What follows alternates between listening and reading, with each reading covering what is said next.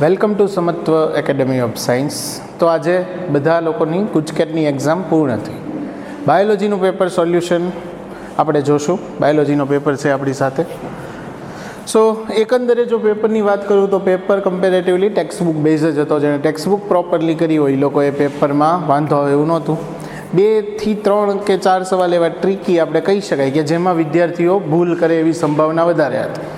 જુદા જુદા વિદ્યાર્થીઓને જુદા જુદા ક્વેશ્ચનમાં ભૂલ થઈ હોય, ઘણાએ ન પણ કરી હોય, પણ એ ટ્રિકી હતા. જો તમે એમાં જાળવી જાઓ તો overall exact paper NCERT base હતો કે તમે ધારો તો 40માંથી 40 માર્ક લાવવા ખૂબ જ ઇઝી હતા. સો પેપર આપણી સાથે છે, આપણે શરૂ કરીએ સોલ્યુશન એનું. સો ફર્સ્ટ ક્વેશ્ચન છે કોલમ 1 અને કોલમ 2. જોડવાની હતી, બહુ સીધા જોડકા હતા. 1 કે 2 મિત્રો જોડો એટલે લગભગ જવાબ તમારે આવી જાય હતો. પેક્ટિનેસ છે મિત્રો, એ બોટલમાં પેક કરેલ ફ્રૂટ જ્યુસને શુદ્ધ કરવા માટે ઉપયોગ થાય જેથી રેસાઓ પેક્ટિનના તંતુનું પાચન કરી જાય. સ્ટેટિન્સ છે એ દર્દીની રુધિરમાં કોલેસ્ટેરોલનું પ્રમાણ ઘટાડવા માટે વપરાય કે જે કોલેસ્ટેરોલના સંશ્લેષણ માટે જરૂરી ઉત્સેચક સાથે સ્પર્ધા કરે. ત્યારબાદ સાયક્લોસ્પોરીન છે એ પ્રત્યારોપણમાં પ્રતિકારક ઘટાડનાર ઘટક જેને ઇમ્યુનોસપ્રેસન્ટ કહેવાય કે જે અંગ પ્રત્યારોપણમાં પ્રતિકારકતાને દબાવવાનું કાર્ય કરે. અને સ્ટ્રેપ્ટોકાઇનેસ છે જેને મિત્રો આપણે ક્લોટ બસ્ટર તરીકે ઓળખીએ. સો એમાં એક જવાબ આવશે. સો એ પ્રમાણે તમે રોમન અંક સાથે જોડો તો આન્સર આવી જતો હતો. ત્યાર પછીનો ક્વેશ્ચન છે આપેલ પૈકી કયા વિધાનો સાચા છે, જે ડાયરેક્ટ પેરેગ્રાફમાંથી જુદા જુદા સજીવોના ઉપાડેલા છે. સો એમાં પહેલું છે બકુલો વાયરસ જાતિ વિશેષ લઘુવર્ણપટકીય કીટકીય પ્રયોજન માટેના શ્રેષ્ઠ સભ્યો માનવામાં, જે એકદમ સાચું છે અને જે બકુલો વાયરસની લાક્ષણિકતા કહી શકાય. બીજું છે બીટી બેસિલસ થુરેન્જેનેસનો ઉપયોગ પતંગિયાની ઈયળના નિયંત્રણ માટે કરવામાં આવે, તે પણ એકદમ સાચું વાક્ય છે. જેમાં બીટી પાવડર, શુષ્ક પાવડરનો આપણે ઉપયોગ કરીએ રાઈ, બ્રાસિકા જેવી વનસ્પતિમાં. ત્યારબાદ લેડીબર્ડનો ઉપયોગ મચ્છરોથી છુટકારો મેળવવા માટે થાય, એ પણ સાચું વિધાન છે. ત્યારબાદ જૈવ નિયંત્રણ હેઠળ ટ્રાયકોડર્મા ફૂગનો ઉપયોગ રોગિષ્ઠ પ્રાણીઓની સારવાર કરવા માટે થઈ શકે છે. સો મિત્રો આમાં આપણે વિધાન તમારે શોધવાના હતા કે કેટલા વિધાન સાચા છે ને કેટલા વિધાન ખોટા છે. સો કયા વિધાનમાં નાની નાની ભૂલ છે એ તમારે ખાલી ફાઇન્ડ કરવાની હતી. સો અહીંયા રોગિષ્ઠ પ્રાણીઓ લખ્યું છે, ત્યાં રોગિષ્ઠ વનસ્પતિ આવશે જેથી ખોટું પડે. અને પતંગિયાની ઈયળના નિયંત્રણ માટે કરવામાં આવે. સો તમે આમાં વિધાન પહેલું, બીજું અને ત્રીજું જે 3 વિધાન સાચા કહી શકો. એટલે 1 અને 2 ફક્ત સાચા છે. મચ્છરોને આફિડ્સમાં તમારે જોવું પડે કે લેડીબર્ડ અને ડ્રેગન ફ્લાય આ 2 વસ્તુ છે જેનો મચ્છરને આફિડ્સથી છુટકારો મેળવવા માટે થાય છે. સો આન્સર તમે સરળતાથી એમાંથી મેળવી શકશો. ત્યારબાદ છે નીચે આપેલ વિધાન પૈકી સાચું વિધાન શોધો. ઓકે, જે ઈ ચેપ્ટરનો પાછળનો પેરેગ્રાફમાંથી તમને મળી જાય. એઝોસ્પિરિલિયમ અને એઝેટોબેક્ટર સહજીવી તરીકે જે મુક્તજીવી બેક્ટેરિયા છે મિત્રો, કારણ કે એઝોસ્પિરિલિયમ તો તમને નોસ્ટોક એના બીના સાથે આપ્યું છે. એઝેટોબેક્ટર તમે મિનરલ ન્યુટ્રિશનમાં ભણ્યા, જેઓ વાતાવરણમાંના એન્ટોનું સ્થાપન કરી ભૂમિને નાઇટ્રોજનથી સમૃદ્ધ કરે. મોનસ્કસ પ્રજાતિની ઘણી ફૂગ, મોનસ્કસ નો આવે મિત્રો, ગ્લોમસ જાતિ આવે, એટલે એ વિધાન પણ ખોટું થશે. વિષમપોષી સાયનોબેક્ટેરિયાનો ઉપયોગ ડાંગરના ખેતરોમાં, વિષમપોષી નહીં મિત્રો, સ્વયંપોષી સાયનોબેક્ટેરિયા હોય. અને ગ્લોમસ પ્રજાતિની ઘણી બધી ફૂગ કવક મૂળની રચના કરે, જે વિધાન સાચું છે, ગ્લોમસ જાતિની ફૂગ. બરાબર. સો આપણે સાચા વિધાન ગોતવાનું હતું તો તમે ગ્લોમસ પ્રજાતિની ફૂગ એમાં ગોતી શકો. ત્યારબાદ પેલેન્ડ્રોમિક શૃંખલાઓ, બી જે સાચી શૃંખલાનો ક્રમ આપણે શોધવાનો હતો. એક લાઈન મિત્રો એનસીઆરટીમાં લખી લેશે કે બંને શૃંખલાની રીડિંગ કરવાની જે ડાયરેક્શન છે એ સેમ હોવી જોઈએ. એટલે જો એક શૃંખલા તમે 5 થી 3 વાંચો તો બીજી 5 થી 3 વાંચવાની. ને પહેલો જ ઓપ્શન મિત્રો એવો હતો કે 5 થી 3 વાંચો, આ 2 સેમ પેલેન્ડ્રોમ થાય પણ આની ડાયરેક્શન સેમ થઈ જાય, જે એટલે મોટાભાગના વિદ્યાર્થીઓમાં ભૂલ કરી શકે એવો હતો. જ્યારે ચોથા ઓપ્શનમાં જુઓ મિત્રો તો GAATTC તમે વાંચ્યું, એની સામે GATTC પેલેન્ડ્રોમ બરોબર છે અને ડાયરેક્શન સેમ થાય. જુઓ આને 5 થી 3 વાંચો તો વંચાય, આ 5 થી 3 વાંચો તો સેમ વંચાય, એટલે આમાં આન્સર આવશે ડી.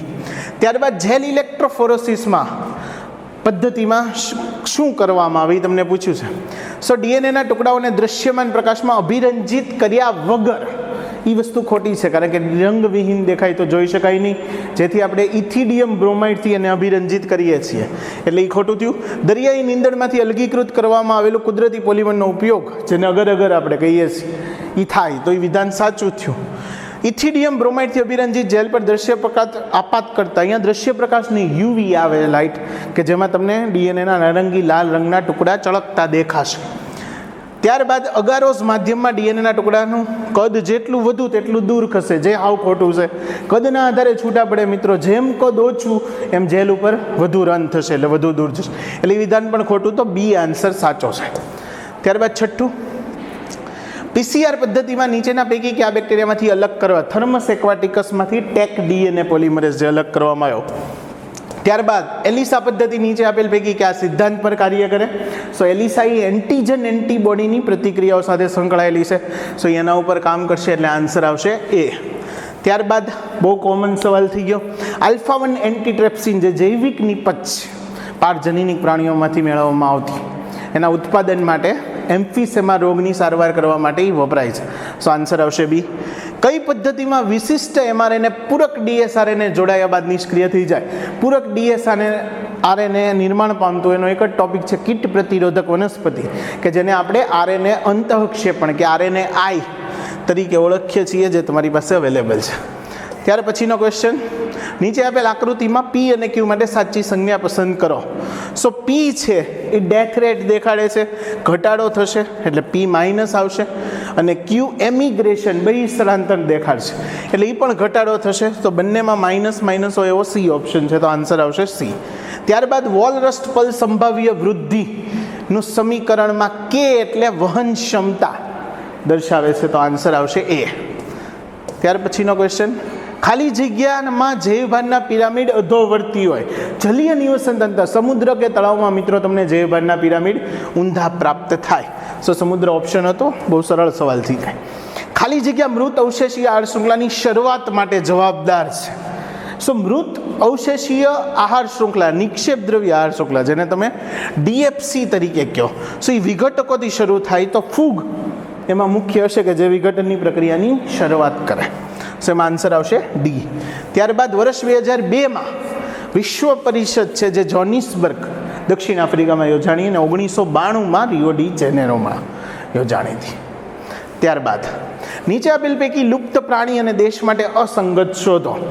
સો ડોડો મોરેશિયસ એકદમ સાચું, સ્ટીલર સિકાઓ રશિયા, કુગા આફ્રિકા, અને થાઇલેસીન ઓસ્ટ્રેલિયા આવે, જ્યાં થાઇલેન્ડ આપ્યું છે, વિધાન ખોટું થશે, એટલે ડી આન્સર આવશે. ત્યારબાદ જાતિ વિસ્તાર સંબંધોની સમજૂતી ક્યાં? પ્રકૃતિવાદ, એલેક્ઝાન્ડર વોન હમ્બોલ્ટ. સો સીધા 4 વૈજ્ઞાનિકના નામ આપ્યા, સરળતાથી તમને આન્સર મળી જાય. સમુદ્ર ફ્લૂન અને ક્લોન માછલી વચ્ચે કઈ આંતર પ્રક્રિયા? તો સહભોજિતા જોવા મળે, બરાબર. સમુદ્ર ફૂલને ક્લોન માછલી યજમાન હોવા છતાં કોઈ ખાસ ફાયદો થતો એવું લાગતું નથી, પણ ક્લોન માછલીને નથી ફાયદો થાય, તો આન્સર આવશે સહભોજિતા. ત્યારબાદ અંડક ખાલી જગ્યા વડે જરાયુ સાથે જોડાયેલ હોય, જેને બીજ કેન્દ્ર કહેવાય. બીજ કેન્દ્ર છે એ અંડક અને અંડનાલ, પણ અહીંયા તમને એમ નથી પૂછ્યું કે એ જોડાયેલો હોય ને શું કહેવાય.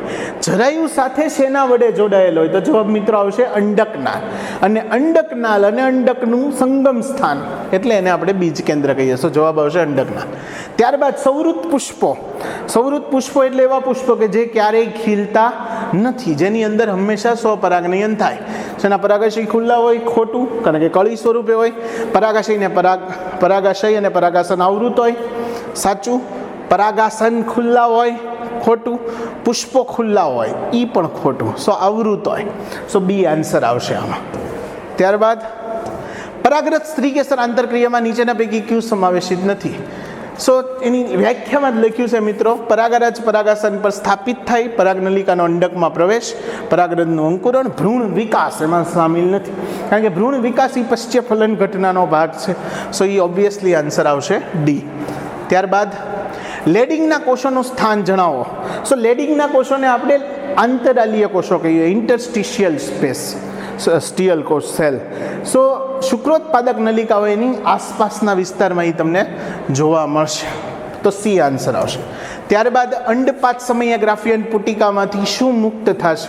સો ગ્રાફિયન પુટિકામાંથી દ્વિતીય પૂર્વ અંડકોષ મુક્ત થાય એની સાથે ઓકે નીચેના પૈકી ક્યુ મુક્ત થાય છે? સો પ્રાથમિક પુરાવો અંડકોષનો હોય, કારણ કે અંડકોષ છે એ ફાઇનલી જ્યારે અર્ધીકરણ 2 થાય ત્યારે ઉત્પન્ન થાય, સો એમાંથી મુક્ત થશે દ્વિતીયક પૂર્વ અંડકોષ.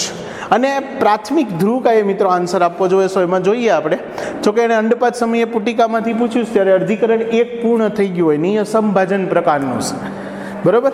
એટલે મુક્ત થાય તેમાં આન્સર પ્રોપર આમ દ્વિતીય પૂર્વ અંડકોષ આપે, પણ એને પ્રાથમિક ધ્રુવકાએ પણ આપેલું છે ઓપ્શનમાં, એટલે ગુચકેટવાળા હવે કયું કરેક્શન આપે છે કે ડી આન્સર કે સી ડી બે રાખે છે. ખરેખર મારા ખ્યાલથી સાચા એને 2 આપવા જોઈએ, પણ મેઇન દ્વિતીય પૂર્વ અંડકોષ છે એટલે એ પ્રોપર ડી આન્સર કહી શકાય એનો. ત્યારબાદનું એક્સ શું દર્શાવે મિત્રો? સો આ છે અંડવાહિની નિવાપ જે ફિમ્બ્રી ધરાવે. સો અંડવાહિની નિવાપ પછીનો સાંકડો ભાગ જેને તુંબિકા કહેવાય, બરોબર. સો તુંબિકા ઓપ્શન છે, જો એ તમને સરળતાથી આઈડેન્ટિફાઈ થઈ જાય. એક્સ. અંતઃસ્ત્રાવ મુક્ત કરવા આયુડીએસ મિત્રો LNG-20 અને પ્રોજેસ્ટેરોસાઇટ 2 આવે. સો ડી આન્સર બહુ ઇઝી થઈ જાય. નીચેના પૈકી કયો જાતીય સંક્રમિત ચેપ જાતીય સમાગમ ઉપરાંત અન્ય રીતે પણ થાય? ગોનોરિયા જે જાતીય સંક્રમિત ચેપ છે, ક્લેમાઇડિયાસિસ, સિફિલિસ, આ બધા જાતીય સંક્રમણ.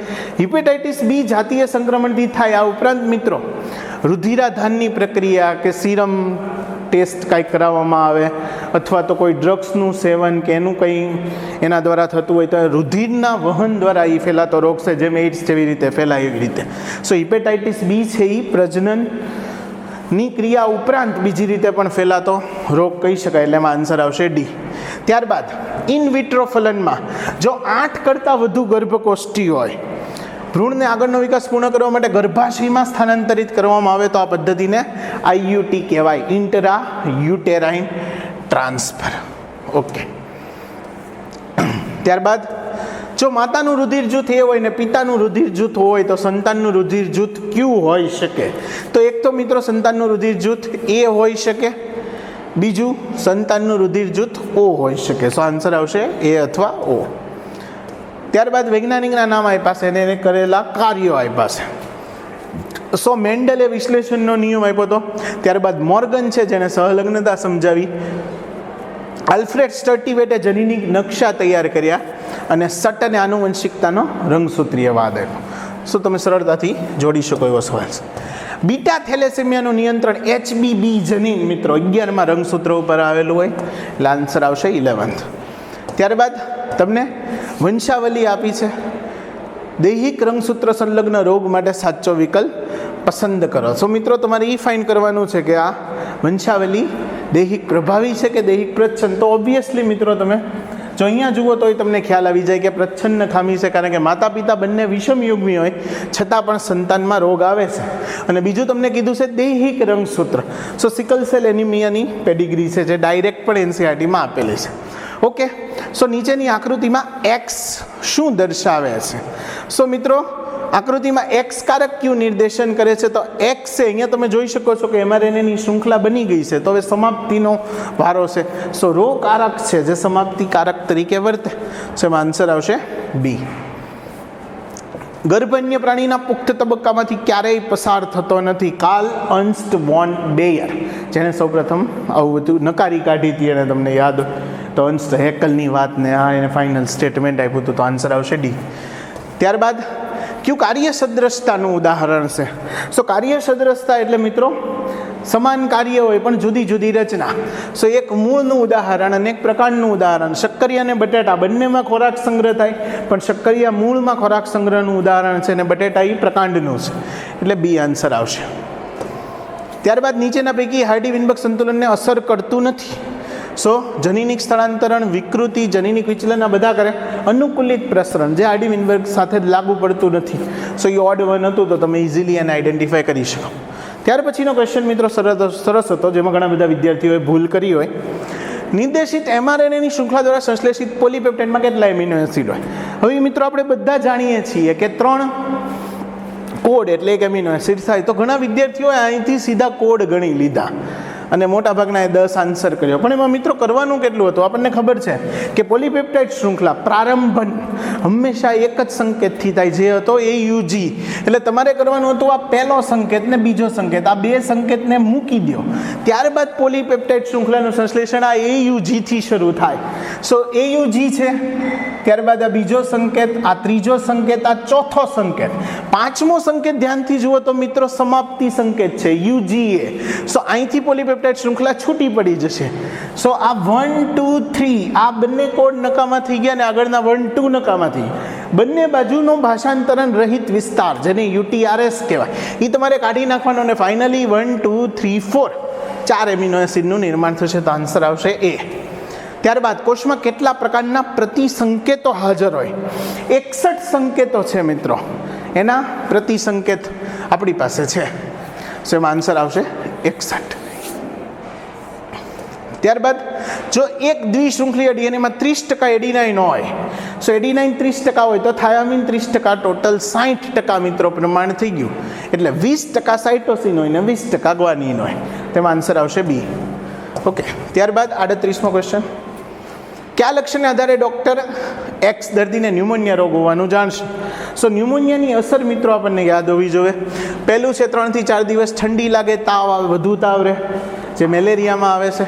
હોઠ અને આંગળીના નખ ભૂખરાથી વાદળી રંગના, જે ન્યુમોનિયાની તીવ્ર અસરમાં મિત્રો જોવા મળે છે. આન્સર આવશે B. 39-40 ડિગ્રી ફીવર એ ટાઇફોઇડનું લક્ષણ છે. ત્વચા, નખ, શિરો, ત્વચા શુષ્ક ઉજડા એ દાદરનું લક્ષણ છે, એટલે એ નહીં આવે. સો આન્સર આવશે B.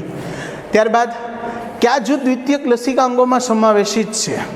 સો થાઇમસ અને અસ્થિમજ્જા, જે પ્રાથમિક લસિકા અંગ છે. તો આંત્રપૂછ, કાકડા, નાના આંતરડાના પેયર્સ પેચ, જે દ્વિતીયક લસિકા અંગ છે. સો આન્સર આવશે B.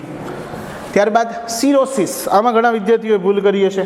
સિરોસિસ એટલે યકૃતમાં જે ચાંદા પડે એ રોગને સિરોસિસ કહેવાય, જે માનવ સ્વાસ્થ્યને રોગમાં પાછળ આપેલું છે. આલ્કોહોલનું સેવનવાળો ટોપિક છે એમાં.